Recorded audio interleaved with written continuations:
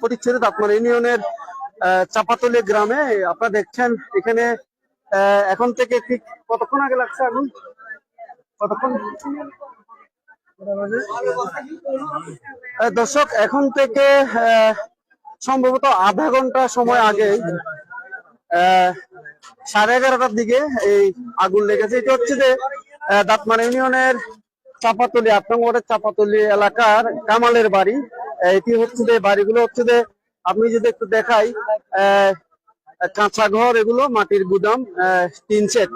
তো এখানে অগ্নিকাণ্ডের সূত্রপাত হয়েছে। একসাথে প্রায় 3 থেকে 4টির অধিক ঘর সম্পূর্ণ ভূষীভূত হয়ে পড়েছে। দর্শক, আপনারা দেখছেন, আমরা দেখানোর চেষ্টা করছি এখানে কামালের বাড়ি এটি।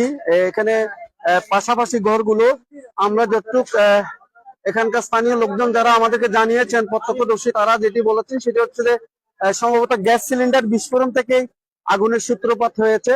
এটি যেহেতু একটি দর্শক, এখানে যেহেতু পাহাড়ি এলাকা, এটি নেটওয়ার্কের সমস্যা হচ্ছে, আমাদের লাইভটি মাঝে মাঝে থেমে যাচ্ছে। আপনাদেরকে আমরা যুক্ত করে নিচ্ছি আবারও। এটি কামালের বাড়ি, আমরা যেটি জানতে পেরেছি প্রত্যক্ষদর্শী।